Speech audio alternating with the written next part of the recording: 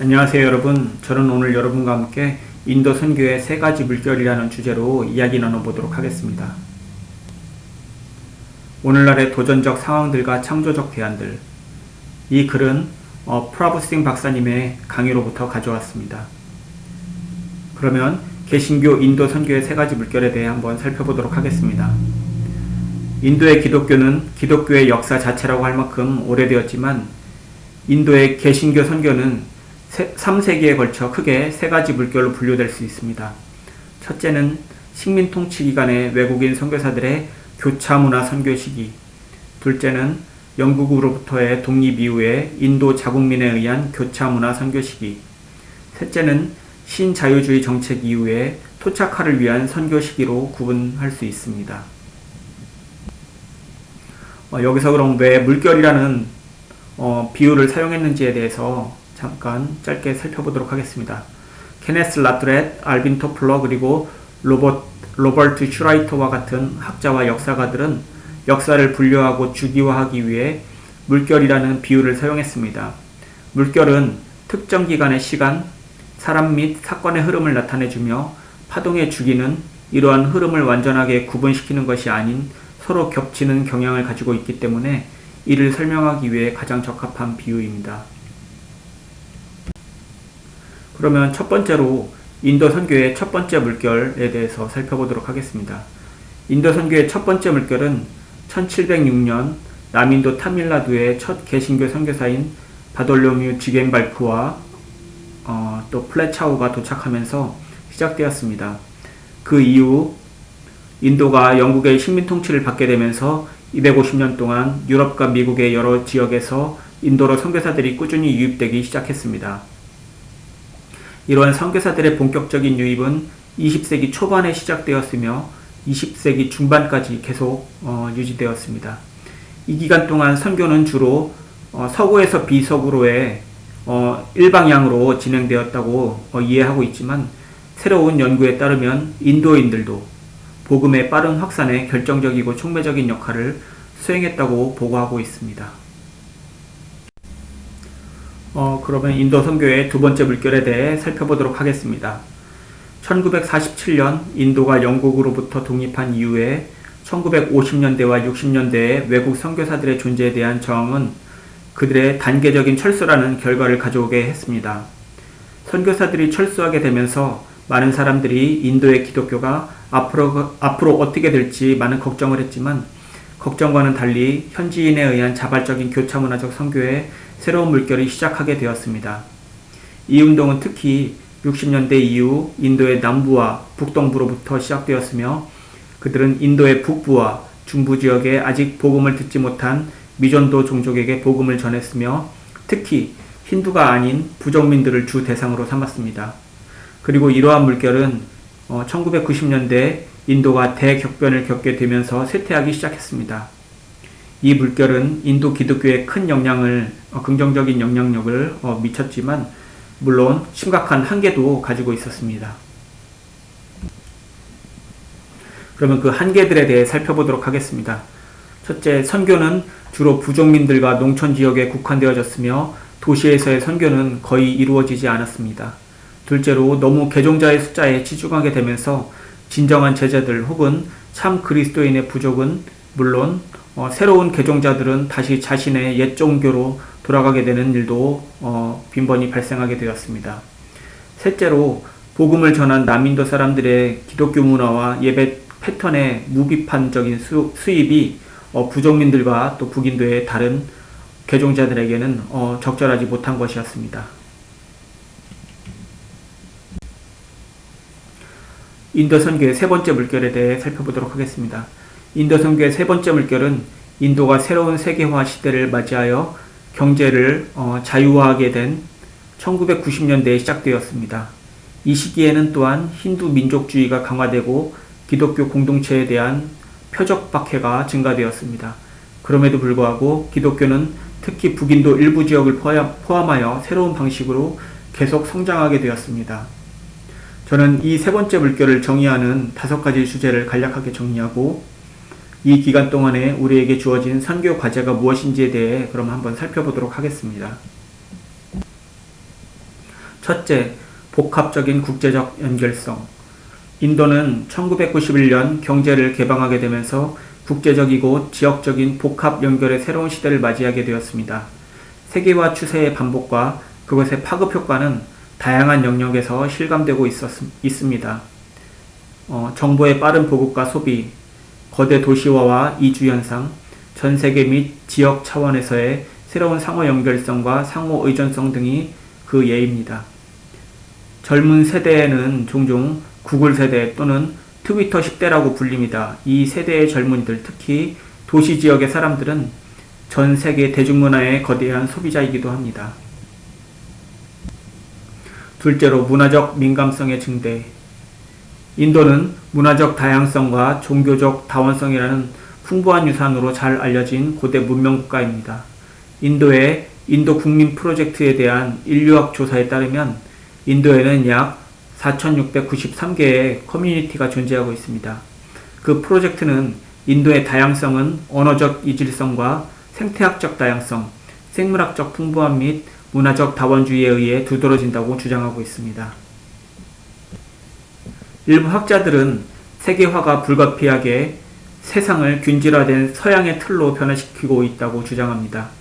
인도에서는 세계화와 경제 자유화가 사회의 분열과 부족 중심주의로 이어졌으며 각 공동체들은 자신의 정체성을 주장하려는 시도를 계속적으로 하고 있습니다. 이러한 현상은 지난 20년 동안 수많은 카스트 조직, 지역 정당 및 종교 운동의 형성을 통해 입증되어지고 있습니다. 이러한 문화적 민감성의 증가는 이 세 번째 물결 동안 종교적 근본주의와 테러리즘의 등장에 있어서 핵심 요소 중 하나입니다. 세 번째로 흥미로운 복음의 수용성. 인도 땅 전역에서 성령의 새로운 바람이 불면서 그리스도 지향 운동이 부정민과 달리트 공동체뿐만 아니라 역사적으로 복음에 저항하였던 다른 신앙 공동체들 사이에서도 마찬가지로 일어나고 있습니다. 이 운동은 교회보다는 그리스도를 따르는 것에 중점을 두고 있습니다. 이 흥미진진한 움직임의 물결은 또한 기존의 방법론에 도전하고 전통적인 선교 모델을 제고하도록 우리에게 동기를 부여해주고 있습니다. 네 번째는 불안한 종교적 적개심입니다. 인도는 항상 종교적으로 다원적인 정신을 가지고 있지만 2014년 모디의 힌두 민족주의 정당이 절대 다수를 차지하게 되면서 현대 인도는 종종 노선을 따라 양극화되는 현상이 일어나게 되었습니다. 힌두 민족주의는 종교와 문화를 바탕으로 인도를 재정의함으로써 힌두교 국가를 창출하려는 이데올로기를 갖고 있습니다. 이것은 인도를 본질적으로 힌두교 국가로 만들고 균질화시키려는 헤게모니적 시도인 것입니다. 비록 힌두 민족주의의 기원은 1세기 이상 거슬러 올라갈 수 있지만 구자라트와 오리사에서와 같은 기독교 공동체에 대한 증오와 표적 폭력의 체계적인 현상은 이 세 번째 물결 동안 일어난 매우 특이한 일입니다. 마지막 다섯 번째는 경제적 불균형의 확대입니다. 경제 자유화 정책 이후에 인도는 더욱 부유해졌지만 부자와 가난한 자 사이의 격차는 점점 커지고 있는 것으로 보여집니다. 인도의 노벨상 수상자인 경제학자 아마르티아 센은 경제 자유화와 세계화가 시작된 이후로 20년 동안 인도의 GDP는 눈부시게 성장했지만 반면에 많은 혜택이 빈곤층에게는 도달하지 않았다고 주장합니다.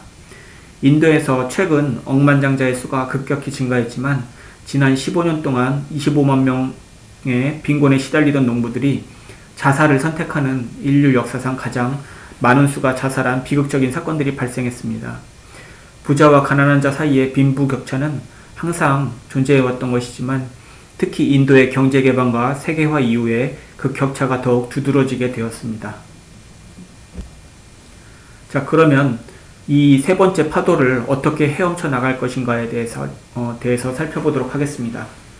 타밀나두의 마두라이에서 몇 년 전에 기독교 전도 활동이 조직되었습니다. 광고 캠페인의 일환으로 일부 그리스도인들이 거리의 벽에 예수님이 답이다 라고 슬로건을 썼습니다. 그러자 바로 그 다음날 어떤 지각 있는 힌두들이 그렇다면 질문은 무엇입니까? 라는 질문을 그 아래에 썼습니다. 복음을 전하는 자들이 문화적 맥락에 있는 사람들 뿐만 아니라 그 시대를 이해하지 못하게 되면 우리는 사람들이 묻지 않는 질문에 답하게 되고 때로는 그들이 실제로 묻는 질문에 대답하지 못하기 때문에 우리의 선교 사역이 비효율적이 될 수 있음을 우리는 명심해야만 합니다. 이 세 번째 물결 동안 인도와 해외의 기독교인은 물론 교차문화 선교사들은 오늘날 인도의 상황과 조건이 급격히 변화되었기 때문에 인도에서의 기독교 선교가 이전 시대와는 크게 달라져야 한다는 것을 인식할 필요가 있습니다. 즉, 이전 시대의 사고방식과 방법론을 무비판적으로 지속하는 것은 그리스도의 복된 소식을 전하는 일을 함에 있어 오히려 해가 될 수 있을 것입니다. 성경은 하나님의 백성에게 그들이 사는 시대를 분명히 이해하고 어울릴 수 있기를 권고하고 있습니다. 저는 지금 우리에게 필요한 시간은 시대를 이해하고 시대를 신중하게 해석하며 이와 같은 시대에 적합한 방법으로 봉사하는 것이라고 생각합니다. 따라서 이 세 번째 물결의 기독교 선교는 세 가지 특성을 보여주어야만 합니다. 첫 번째는 창의성입니다. 현대 인도 선교에서는 부족민이나 농촌 지역보다는 도시 지역 사람들로의 대상 전환을 더 환영하고 있습니다. 오늘날에는 도시 선교를 위한 맥락에서 특히 젊은이들과 전문가들을 대상으로 한 사역에 있어서 혁신적인 방법, 접근법이 창조적으로 급증하고 있습니다. 예술, 스포츠, 비즈니스 및 전자매체를 통한 흥미로운 선교 사업이 탐구되고 있으며 최첨단 기술이 선교 목적으로 사용되어지고 있습니다. 인도 남부 하이데라바드에 있는 갈보리 교회는 교인 수가 10만 명이 넘는 인도에서 가장 큰 교회이며 아마도 세계에서 가장 빠르게 성장하는 교회 중 하나일 것입니다. 갈보리 교회는 새롭게 유입되는 신자들에게 적합한 목회적 돌봄을 제공해주기 위해서 고군분투하면서 혁신적인 아이디어를 생각해냈습니다. 이 교회는 각각의 교인들에게는 스마트 카드를 제공했으며 교인들은 교회에 들어오면서 건물의 입구에 있는 기계에 카드를 찍어서 출석 체크를 하도록 권장합니다. 이렇게 체크된 데이터는 교회 지도팀이 예배에 참석할 수 없었던 회원들을 관리하기 위해 저장하고 분석하는 데 사용합니다. 두 번째는 상황화입니다. 시크교 출신의 유명한 전도자인 사두 선다싱은 인도적인 맥락에서 어떻게 상황화를 할 것인지에 대하여 다음과 같이 간결한 설명을 했습니다. 인도인의 컵에 생명수를 주면 됩니다. 앞서 언급했듯이 인도에는 생명수가 필요한 컵이 4,693개 이상이 있습니다. 신앙을 상황화하려는 다양한 시도들이 있었지만 선교를 하는 데 있어 문화적 관련성과 민감성의 필요성은 특히 힌두 민족주의의 부상과 새로운 신자들 사이의 갈등이 커지면서 세 번째 물결에서 더 큰 필요성을 요청하게 만듭니다. 새로운 신자들의 갈등에 대한 최근의 연구에 따르면 주요 이유 중 하나는 문화적 적합성이 부족하다는 것입니다. 훈련된 선교 유학자인 저에게 이 새로운 시대에 다른 문화와 신앙을 가진 사람들 사이에서 복음을 상황하는 것에 대하여 선교 지도자와 또 실무자들이 새로운 개방감을 갖고 있다는 것을 볼 때 이런 것을 볼 수 있다는 것은 저에게 매우 신선한 일입니다. 예를 들어서 수년간 펀잡에서 사역한 남부 인도 선교기관은 이전에 시크교 출신의 개종자들에게 긴 머리를 자르고 수염을 면도하게 함으로써 그들의 새로운 믿음의 증거를 보이도록 권장했습니다. 그러나 제가 최근에 그 지역에 방문했을 때 저는 예수를 따르는 많은 추종자들이 터번을 쓰고 있는 것을 보고 이제는 그 선교기관이 현지의 문화적 양식에 더 개방적이 되었다는 것을 깨닫게 되었습니다. 이것은 아마도 펀잡 지역 현지인들이 자신들이 예수를 따르는 사람이 되기 위해 마다라시가 되는 필요가 없다는 것을 깨닫기 시작하면서 그 지역에서 교회가 기하급수적으로 성장하게 되지 않았을까 여겨집니다. 마지막 세 번째는 용기입니다. 성육신적 복음을 실천하는 선교 공동체는 그리스도의 삶을 나타내어야 하며 선교 활동에 점점 더 적대적인 상황에서 그리스도의 사랑을 드러낼 수 있어야 합니다. 진정한 기독교 선교는 예언적이며 우리가 어느 시대에 살든지 희생적으로 봉사해야만 합니다. 라틴 아메리카 학자인 르네 파딜라가 옳게 지적했듯이 오늘날 교회가 필요로 하는 선교학은 단순히 하나님의 사람들을 그 사회에 속한 일부를 반영하는 하나의 인용으로 인식하지 말고 세상의 가치에 도전하는 구체화된 물음표로서 인식해야 한다는 것입니다. 비록 우리는 오늘날 시대의 상황적 현실에 민감하더라도 사회의 견해와 가치를 무비판적으로 반영하는 단순한 인용표로 축소되는 것이 아닌 인도 선교의 시대에 구체적인 물음표를 던질 수 있는 용기를 가져야 합니다. 우리 주님께서 이 세 번째 물결 동안에 창의적이고 상황에 적절하고 용기 있는 그런 사람을 낚는 어부가 될 수 있도록 여러분에게 은혜를 베풀어 주시기를 간절히 바랍니다. 감사합니다.